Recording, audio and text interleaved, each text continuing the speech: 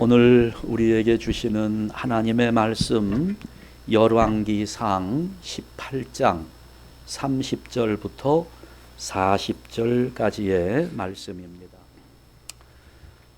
우리가 잘 알고 있는 대로 신앙생활에서 아주 중요한 부분, 기도하는 것이지요. 이 기도는 여러분 알고 있는 그대로 하나님을 믿고 있는 우리들에게는 특권이요 엄청난 무기가 되는 것입니다. 이렇게 성경을 보면 많은 인물들이 등장하는데 그 인물들마다 다 특징들을 가지고 있어요. 아브라함 하면 뭐가 떠오릅니까? 믿음의 조상. 다 그렇게 특징 지을 만한 것들이 있습니다. 노아 하면 당대의 완전한 의인. 요셉, 꿈을 가진 사람이었지요. 모세는 민족의 지도자. 다 그런 특징 지을 만한 것들을 가지고 있습니다. 오늘 본문은 엘리야 선지자에 대한 기록입니다. 이 엘리야는 기도의 사람이었습니다. 이 엘리야는 하나님 앞에 능력의 기도를 드리면서 큰 응답을 받았던 사람입니다. 그래서 우리도 이런 엘리야의 기도를 좀 배우고 엘리야처럼 능력 있는 기도를 통해서 신앙의 큰 체험들을 가졌으면 하는 바람이 있는데요. 어때요, 여러분? 기도 잘 하고 계십니까? 기도 얼마나 많이 하면서 지냅니까?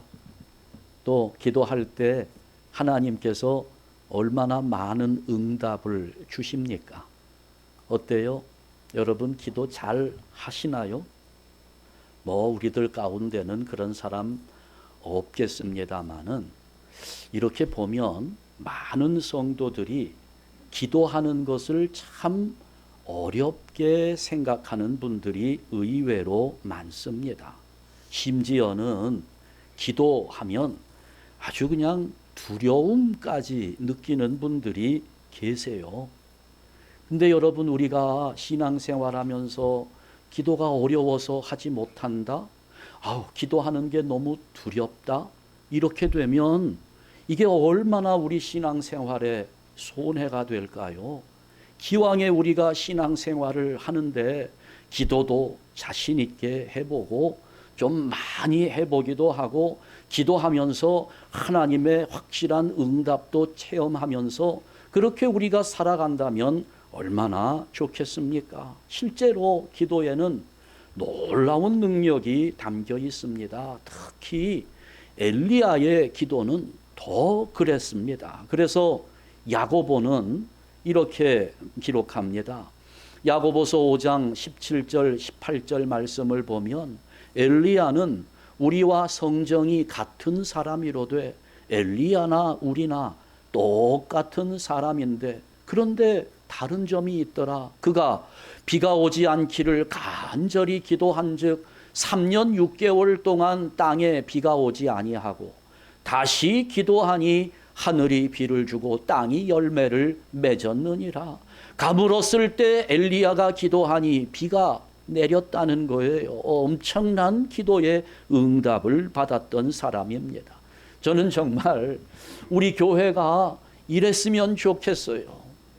가물었을 때 우리 교회 성도들이 기도했더니 비가 내리고 어려운 일 있을 때마다 우리 교회 성도들이 기도하니 그 모든 어려움들이 물러가고 사탄들이 쫓겨나는 역사들이 나타나고 질병도 치유되고 이런 역사들이 우리 교회에서 우리의 기도를 통하여 나타나면 얼마나 좋겠나 하는 생각이 간절합니다. 여러분, 우리 한샘 교회도 이런 역사가 일어날 수 있기를 먼저 주님의 이름으로 축원합니다.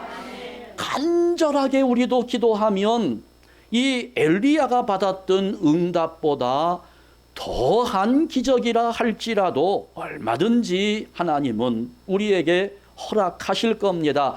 문제는 어떻게 기도해야 그런 능력이 나타나게 될 것인가 하는 부분입니다. 이게 아무렇게나 해서 되는 거 아니에요. 그냥 내가 원하는 게 있으니, 나에게 필요한 것이 있으니 하나님께 매달리고 떼를 쓰고 그러면 되지 않겠나? 여러분, 그렇지 않아요. 기도에 원칙이 있습니다. 기도하는 자가 반드시 알아야 하고, 기도할 때 우리가 지켜야 할 원칙들이 있다는 겁니다. 첫 번째, 하나님과의 관계가 회복된 상태에서 기도해야 된다는 것입니다. 기도하기 전에 하나님과 나와의 관계를 먼저 살펴보아야 합니다. 오늘 본문 30절부터 32절까지의 말씀을 보게 되면, 엘리야가 모든 백성을 향하여 이르되 내게로 가까이 오라. 백성이 다 그에게 가까이 가매 그가 무너진 여호와의 제단을 수축하되, 이스라엘 12지파를 생각하면서 돌 12개를 취하였고요.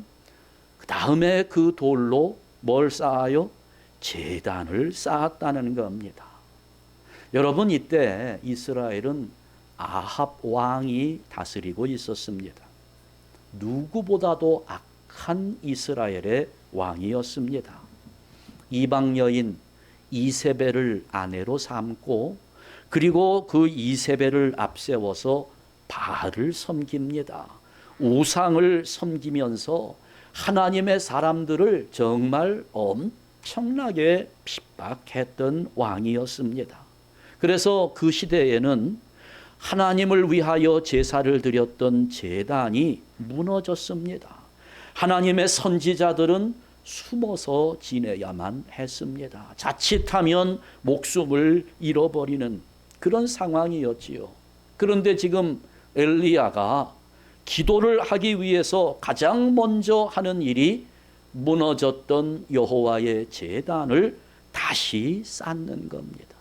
하나님 앞에 드리는 제단을 다시 수축하고 있다. 이것은 신앙의 회복을 의미하는 것입니다. 하나님과의 관계를 회복하고 있다는 의미를 여기에서 볼 수 있는 거예요. 여러분, 우리가 기도할 때 이것을 잊지 말아야 합니다. 가장 중요한 것, 하나님과의 관계를 바르게 하는 것입니다. 여러분, 젊었을 때 어때요? 중매 결혼을 했는지 연애 결혼을 했는지 저는 잘 알 수 없습니다만은 연애했다고 한번 가정을 해봅시다.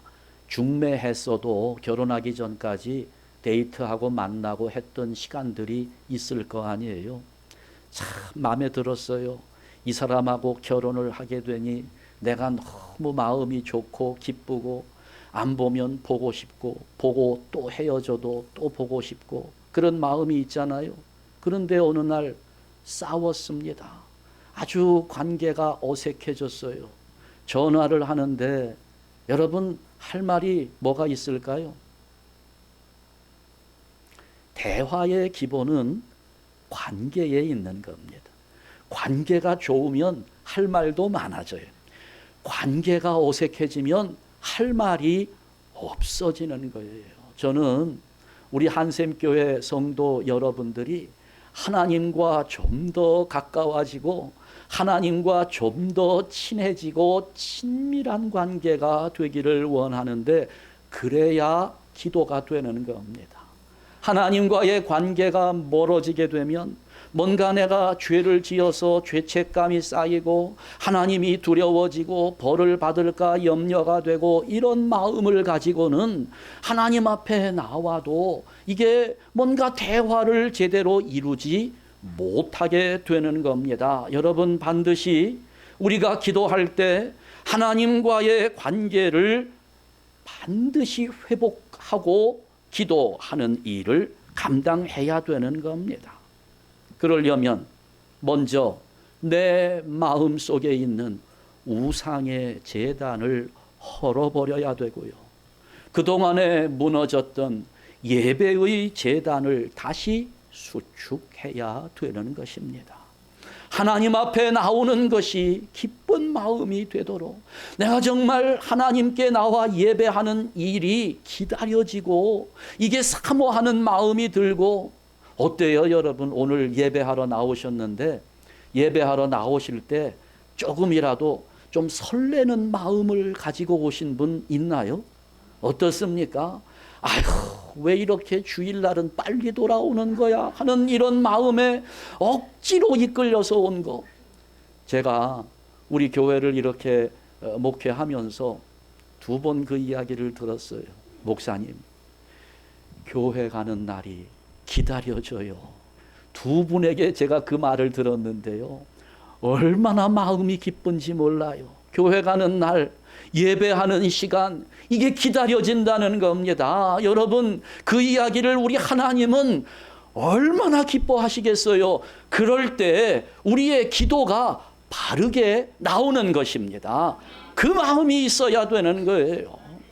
하나님을 사모하고 예배 시간이 그립고 기다려지고 그러면서 큰 기대를 가지고 하나님 앞에 달려 나오는 그 마음이 회복될 때, 예배의 제단이 살아나고 봉사의 제단이 회복되고 순종의 제단이 다시 쌓아질 때, 여러분, 그리고 그렇게 우리가 하나님의 관계를 온전히 회복했을 때 우리의 기도는 하나님께 상달되고 하나님의 응답을 얻고 하나님의 능력을 나타내는 기도가 되는 것입니다.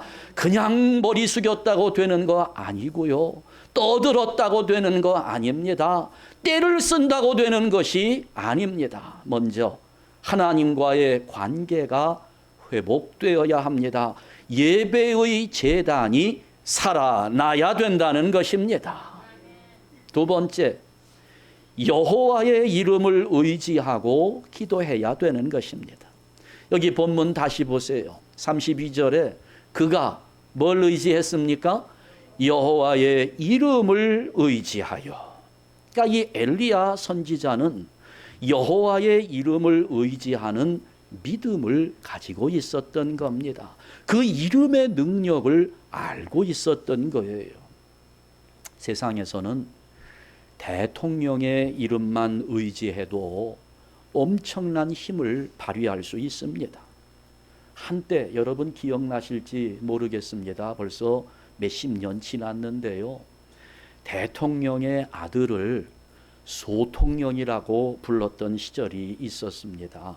대통령 아버지를 등에 업고 막강한 권력을 휘둘렀던 어떤 대통령 아들을 그렇게 불렀습니다.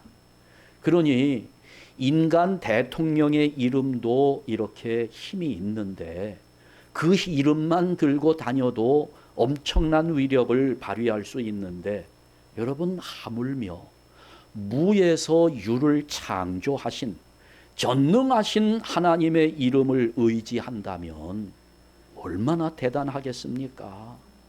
오늘 우리가 기도할 때 누구의 이름으로 기도합니까? 우리는 예수님의 이름으로 기도하고 있어요. 반드시 기도 끝날 때마다 예수 그리스도의 이름으로 기도합니다. 다 그렇게 기도하잖아요. 예수님께서 그렇게 하라고 말씀하셨거든요. 요한복음 16장 24절 말씀을 보게 되면 우리 다 같이 읽습니다. 지금까지는 너희가 내 이름으로 아무것도 구하지 아니하였으나 구하라 그리하면 받으리니 너희 기쁨이 충만하리라. 아멘. 누구 이름으로요? 내 이름, 내 이름이 누구의 이름이에요? 예수 그리스도의 이름입니다. 그래서 베드로는 성령 충만을 받고 난 이후에 예수 그리스도의 이름이 얼마나 큰 권능을 가지고 있는지를 알고 있는 사람이었습니다. 그래서 그는 그런 권능을 가진 예수님의 이름을 가는 데마다 사용을 하는데, 대표적으로 우리가 잘 알고 있지요. 사도행전 3장 6절 말씀을 보게 되면 은과 금은 내게 없거니와 내게 있는 이것을 내게 주노니, 다 같이 나사렛 예수 그리스도의 이름으로 일어나 걸으라. 아멘. 40년 동안 한 번도 일어나 걸어보지 못한 사람에게까지도 능력을 베풀며 행사하도록 하는 것이 예수 그리스도의 이름이라는 겁니다. 예수의 이름에서 이런 권능이 나오는 겁니다.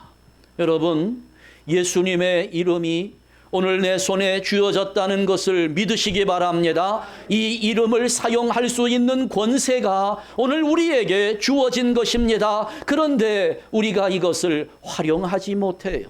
사용하지 않습니다. 그래서 우리가 신앙을 가지고 있다고 하면서도 능력을 발휘하지 못해요. 여러분, 아무리 신앙 경력이 60년, 70년 되었다 할지라도, 성경을 100번, 1000번 읽었다 할지라도 예수의 이름이 우리 안에서 나가지 않으면 어떤 일도 일어나지 않습니다. 어떤 신앙의 능력도 나타나지 않는 것입니다. 오직 능력은 예수 그리스도의 이름에 들어있다는 사실을 믿어야 되는 것입니다. 그 이름을 의지하면서 기도하는 거예요. 기도의 원칙입니다. 여기서 이름을 의지한다, 이 말을 의역하면 말씀에 순종한다는 의미입니다. 이름을 의지한다는 것과 말씀 앞에 순종한다는 것은 같은 말입니다. 그러니까 엘리야는 기도의 사람이면서 동시에 순종의 사람이었습니다.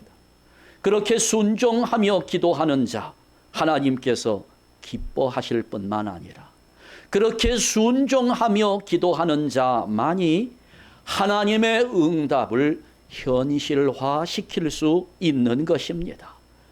여호와의 이름을 의지하여 예수 그리스도의 이름을 가지고 믿음의 능력을 행사하는 성도들 되시기를 주님의 이름으로 축원합니다. 세 번째, 희생의 제물을 드리면서 기도해야 합니다.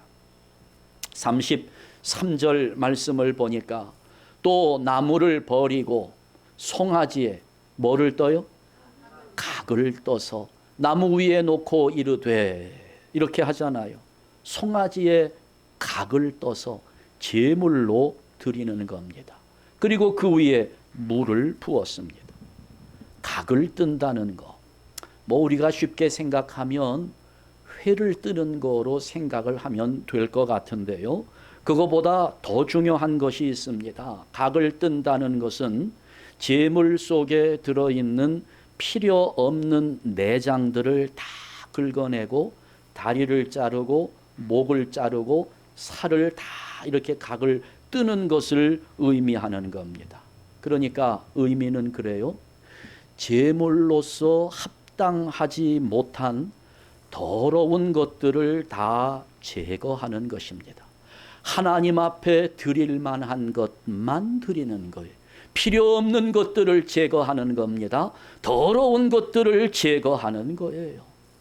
오늘 우리가 하나님 앞에 기도한다고 할 때 우리의 삶을 드리고 우리의 물질을 드리고 우리의 시간을 드리는데, 하나님 앞에 드릴 때 그것에 각을 뜨지 않고 부정한 모습 그대로 드리고 있어요.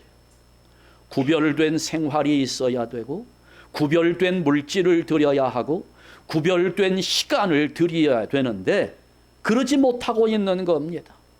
우리의 생활과 우리의 물질과 우리의 시간 속에 녹아 있는 모든 죄악들, 이걸 각을 떠야 되는 거예요.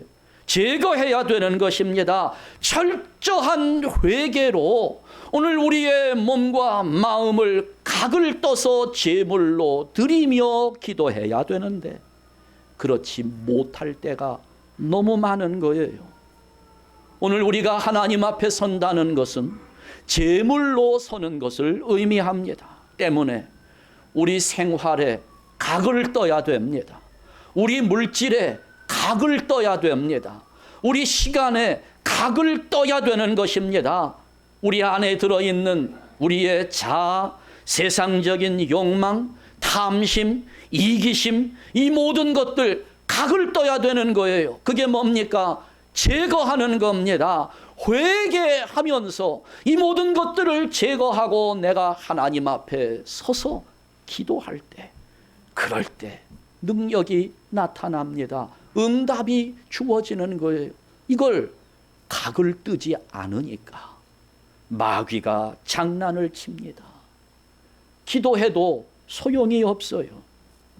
여러분, 내가 정말 하나님께 기도하기를 원하고 하나님 앞에 응답받기를 원한다면 철저하게 구별한 제물을 드려야 하는데, 오늘 우리 안에 죄된 것들, 이것들을 다 각을 뜨면서 확실하게 잘라내고, 그리고 회개하면서 드리는 사람의 기도, 아무리 불가능해 보이는 것이라 할지라도 기적과 같은 역사로 응답해 주시는 하나님을 체험하게 되는 것입니다. 기도하는 자가 반드시 지켜야 될 원칙입니다. 첫째는 예배가 회복되어야 합니다. 두 번째는 예수 그리스도의 이름으로 하는 것입니다. 세 번째, 각을 떠야 합니다. 철저하게 회개하면서 하나님 앞에 나아가야 되는 겁니다.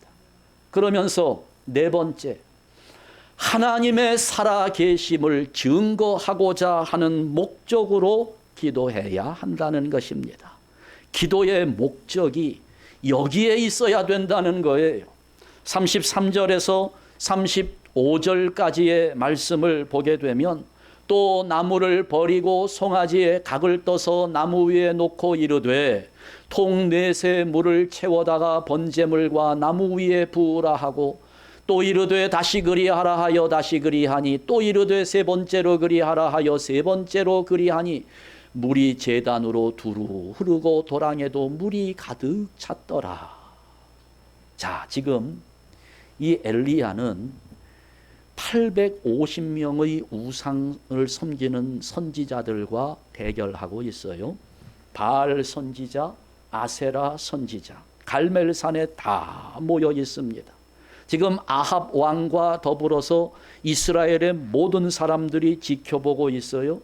그런 가운데 엘리야는 그냥 기도한 것이 아닙니다. 분명한 목적을 가지고 있었는데, 그 목적은 살아계신 여호와 하나님을 확실하게 증거하는 겁니다. 누가 봐도 이거는 하나님이 아니면 불가능한 일이다. 하나님이 확실하구나.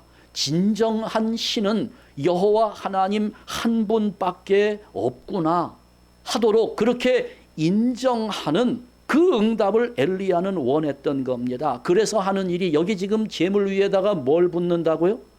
물을 부어요. 여러분, 이 물을 붓는 이유는 뭘까요? 물을 부으면 불이 붙는 게 어렵습니까? 쉽습니까?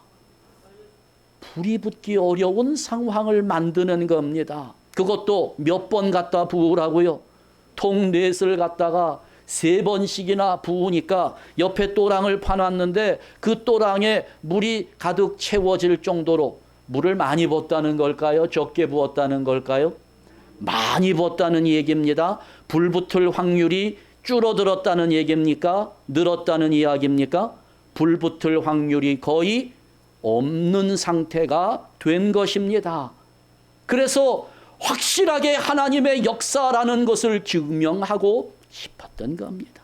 850명의 이방 선지자들이 그렇게 자기들의 몸을 상하면서 부르짖으며 기도해도 아무런 응답이 없었는데, 거기에 엘리야는 물까지 갖다 부으면서 하나님의 응답을 기대하고 있는 겁니다. 다른 이론의 여지를 제거해버린 겁니다. 조지 뮬러라고 하는 분이 있어요. 그분은 평생 5만 번의 기도 응답을 받았다고 하는 분입니다. 고아들을 기르면서 정말 많은 응답을 받았는데, 그분이 그렇게 고백해요.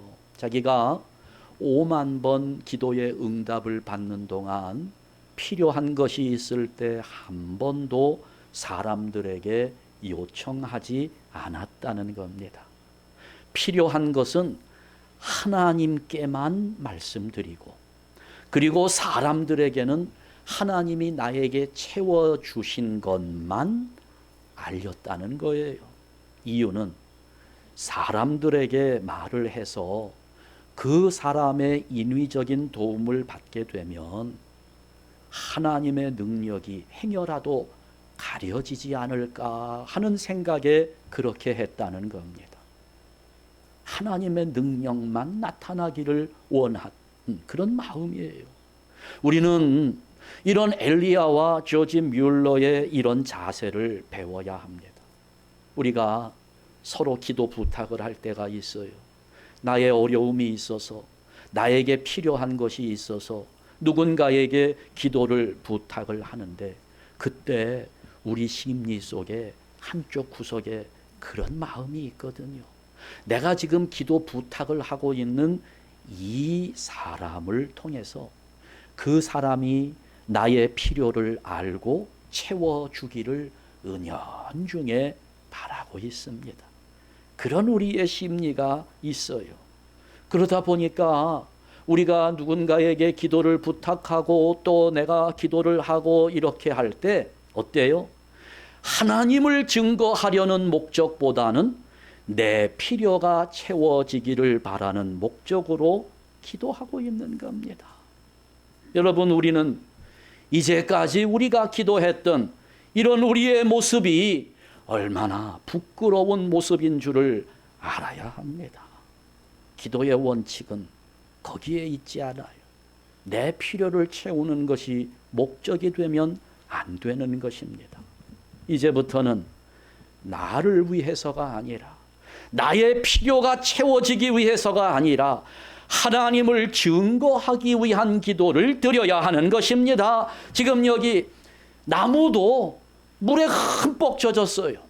재물도 물에 흠뻑 젖었습니다. 그런데 하나님의 응답이 오니까 그 물에 흠뻑 젖은 나무에 불이 붙는 거예요. 그 재물에 불이 붙습니다. 완전히 태워버립니다. 돌과 흙까지도 다 태워버리고요. 도랑에 흐르던 물이 다 말라버렸습니다. 강력한 불의 역사가 일어났던 것이지요. 이런 응답은 아무나 경험할 수 있는 응답이 아닙니다. 오직 살아계신 하나님의 전능하심을 드러내고자 하는 목적을 가지고 기도하는 성도들에게만 주어지는 응답입니다. 여기 지금 37절부터 36절, 37절 말씀을 보면 엘리야는 그렇게 기도하고 있어요. 하나님, 응답하옵소서, 응답하옵소서 기도하는데 왜 응답을 해야 되는지 이유를 분명하게 밝힙니다. 저녁 소재 드릴 때에 이르러 선지자 엘리야가 나아가서 말하되, 아브라함과 이삭과 이스라엘의 하나님 여호와여, 주께서 이스라엘 중에서 하나님이신 것과 내가 주의 종인 것과 내가 주의 말씀대로 이 모든 일을 행하는 것을 오늘 알게 하옵소서. 하나님이 증거되기를 원하는 겁니다. 여호와여, 내게 응답하옵소서, 내게 응답하옵소서. 왜요? 응답되는 이유가 이 백성에게 주 여호와는 하나님이신 것과 주는 그들의 마음을 되돌이키심을 알게 하옵소서. 기도의 목적이 여기에서 드러나고 있어요. 엘리야는 그것을 위하여 기도한 겁니다. 이유가 분명했습니다. 여호와가 하나님이신 것을 백성들 앞에 증거하는 것이었습니다. 하나님 한 분만이, 여호와 하나님 한 분만이 참된 신이라고 하는 것, 이스라엘의 하나님이라고 하는 것, 바알과 아세라가 얼마나 헛된 것인지를 증거하고자 엘리야는 기도하고 있는 겁니다. 그렇다면 여러분, 오늘 우리가 기도하는 이유가 어디에 있어야 할까요? 우리는 무엇을 목적으로 기도해야 되겠습니까? 오직 하나입니다. 우리가 기도하는 이유는 오직 하나님께서 영광을 받으시는 것이 되어야 하는 겁니다. 그런 목적이 될 때 하나님은 기뻐하시고 우리에게 큰 응답을 허락해 주시는데요. 여러분, 이 엘리야의 기도가 하나님께로부터 어떤 응답을 받는지 한번 보시지요. 38절과 39절 말씀 우리 다 같이 읽습니다. 이에 여호와의 불이 내려서 번제물과 나무와 돌과 흙을 태우고 또 도랑에 물을 핥은지라 모든 백성이 보고 엎드려 말하되 여호와 그는 하나님이시로다. 여호와 그는 하나님이시로다 하니. 아멘. 어때요? 백성들 앞에 증거되었습니다. 증명되었습니다. 백성들이 고백하는 겁니다. 과연 하나님만이 우리의 신이 되신다. 하나님의 역사라는 겁니다. 하늘에서 불이 내리고 물에 젖은 번제물과 나무와 흙과 돌 다 태우고 도랑의 물을 핥아버릴 정도로 한 방울도 남기지 않고 완전히 물을 말려버린 겁니다. 그 결과 엘리야가 소망한 대로 가장 먼저 하나님의 살아계심이 증거되었습니다. 하나님을 떠났던 백성들이 다시 하나님께로 돌아오는 겁니다. 여호와 그는 하나님이시로다. 백성들이 인정하는 겁니다. 여호와 그는 하나님이시로다. 그러면서 40절 말씀에 보면 바알을 섬기던 우상 숭배자들은 다 멸절을 당하고 말았던 것입니다. 우리 기도의 목적 여기에 두어야 합니다. 하나님의 살아계심을 증거하기 위한 기도를 하나님께 드릴 때 하나님은 우리에게 응답을 허락해 주신다고 하는 것. 여러분, 이런 하나님의 능력을 믿으십니까? 어떤 문제, 어떤 시련, 어떤 상황이 내 앞에 전개된다 할지라도 여러분 염려할 필요 없습니다. 이 기도의 원칙을 가지고 기도한다면 하나님은 얼마든지 우리에게 능력을 베풀어 주시는 분입니다. 마가복음 11장 24절 말씀 우리 다 같이 읽습니다. 무엇이든지 기도하고 구하는 것은 받은 줄로 믿으라. 그리하면 너희에게 그대로 되리라. 아멘. 우리는 이 구절을 읽으면서 확신을 가져야 되는데 여기에 이것을 첨가해서 이 말씀을 묵상하면 좋겠습니다. 무엇이든지 기도하고 구하는 것은 했는데 어떻게 기도하는 거예요?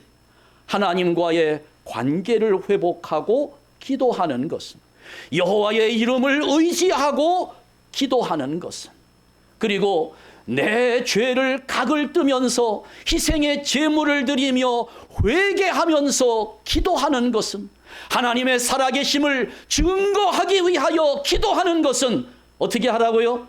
받은 줄로 믿으라. 그리하면 너희에게 어떻게 됩니까? 그대로 되리라. 아멘. 때론 우리가 약해질 때가 있어요. 힘이 빠질 때가 있습니다. 그러나 여러분 실망하지 맙시다. 내가 연약해질 때, 그때는 연약한 내 안에 강한 하나님의 능력이 나타날 때입니다. 연약함이 클수록 하나님은 나에게 더 가까이 오시고, 궁핍함이 클수록 하나님은 나에게 더 큰 은혜를 주시는 겁니다.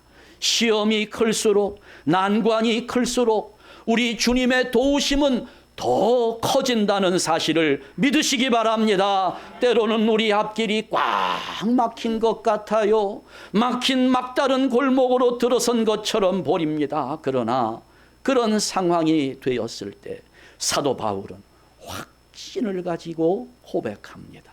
고린도후서 1장 10절 말씀 다 같이 읽습니다.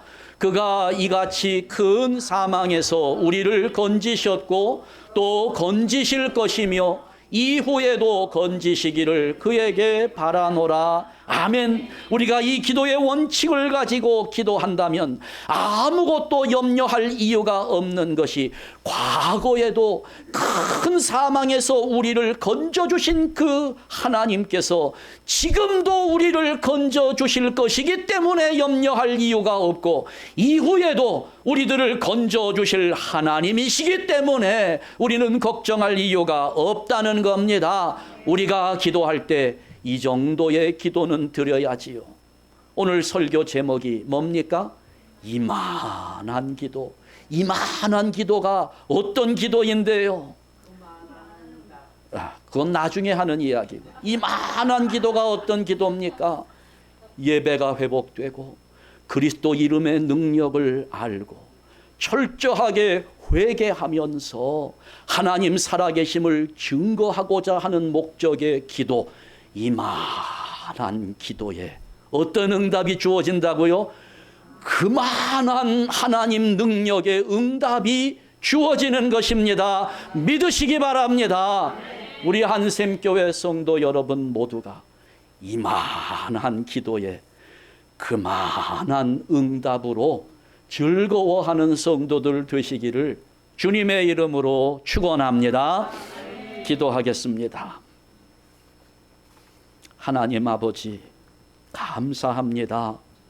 엘리야의 모습을 우리에게 보여주시고, 오늘 우리가 하나님을 섬기는 과정 속에 하나님께 기도하면서 어떻게 어떤 원칙을 가지고 기도해야 하는지를 알게 하셨습니다. 하나님 감사합니다.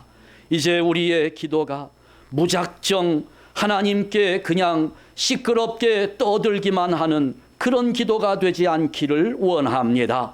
원칙을 지키게 하여 주시되, 아버지여, 먼저 우리들 하나님과의 관계가 온전하게 회복되면서 예배의 제단, 무너졌던 제단이 살아나게 하여 주시옵소서. 아버지 하나님, 예수 그리스도 이름 안에 엄청난 능력이 담겨 있음을 깨닫게 하여 주시고, 이제는 우리가 그 이름의 능력을 사용하는 자들 되기를 원합니다.